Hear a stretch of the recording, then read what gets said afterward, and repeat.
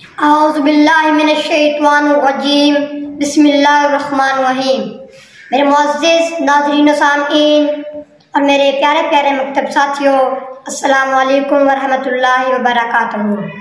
مجھے آج جس موضوع پر لب کشائی کرنے کا موقع دیا جا رہا ہے اس کا عنوان ہے ملکی معاشی استحکام کے لیے حکمت عملی سیرت النبی خاتم النبی صلی اللہ علیہ وسلم کی روشنی میں۔ تاریخ اگر ڈھونڈے گی ثانیہ محمد، تاریخ اگر ڈھونڈے گی ثانیہ محمد، ثانی تو بڑی چیز ہے سایہ نہ ملے گا، ثانی تو بڑی چیز ہے سایہ نہ ملے گا۔ اس کائنات میں سرور کائنات کی مثال آفتاب درخشاں کی ہے جو غار ہیرا سے طلوع ہوا اور پوری کائنات پر چھا گیا۔ دین حق قیامت تک آنے والے لوگوں کے لیے دین اور آپ کی سیرت طیبہ رہتی دنیا تک کے لوگوں کے لیے راہ ہدایت ہے۔ لاؤ جہاں سے الفاظ جو تیری ثنا کروں، لاؤ جہاں سے الفاظ جو تیری ثنا کروں، محسن کہوں بشر کا یا حبیب خدا کہوں، محسن کہوں بشر کا یا حبیب خدا کہوں۔ میرے معزز ناظرین و سامعین، قرآن مجید میں سورہ البقرہ کی آیت نمبر 152 میں ارشاد ربانی ہے، یا ایھا الذین آمنوا قولوا من طیبات ما رزقناکم واشکروا اللہ ان کنتم ایاہ تعبدون۔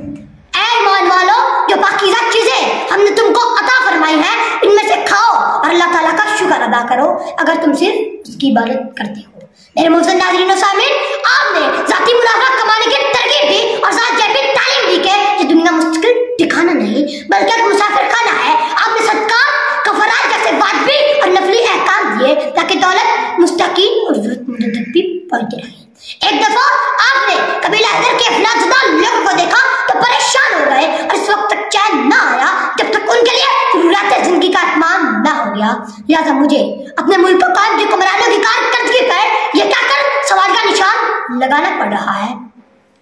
وہ زمانے میں معزز تھے مسلمان ہو گئے، وہ زمانے میں معزز تھے مسلمان ہو گئے،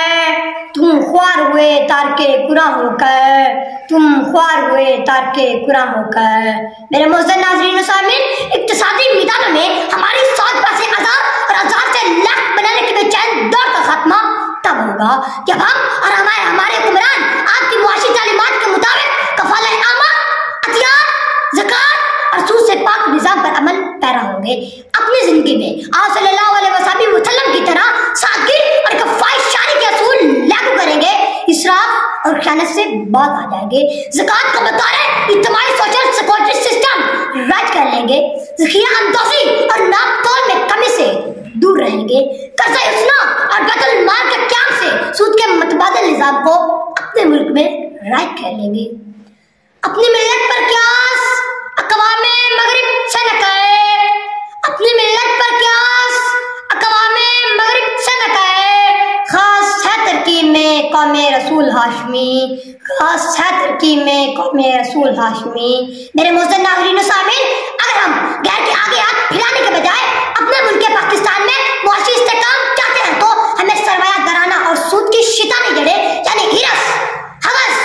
جھوٹ، کرپشن، ذخیرہ اندوزی، افراط و تفریط اور کساد بازاری کو اکھاڑ پھینک کر سیرت نبی صلی اللہ علیہ وسلم کی روشنی میں رزق حلال، قناعت، میانہ روی، مواخات، دیانتداری اور لوگوں کے بنیادی حقوق کی فراہمی اور فکری آزادی کے پودے لگانا ہوں گے، اور فکری آزادی کے پودے لگانا ہوں گے۔ میرے معزز ناظرین و سامعین، افسوس مگر صد افسوس، تیرے اعمال سے ہے تیرا پریشان ہونا، تیرے اعمال سے ہے تیرا پریشان ہونا، ورنہ مشکل نہیں مشکل کا آسان ہونا، ورنہ مشکل نہیں مشکل کا آسان ہونا۔ پورے عالم پہ حکومت ہو تیری اے مسلمان، پورے عالم پہ حکومت ہو تیری اے مسلمان، تو سمجھ جائے اگر مسلمان ہونا،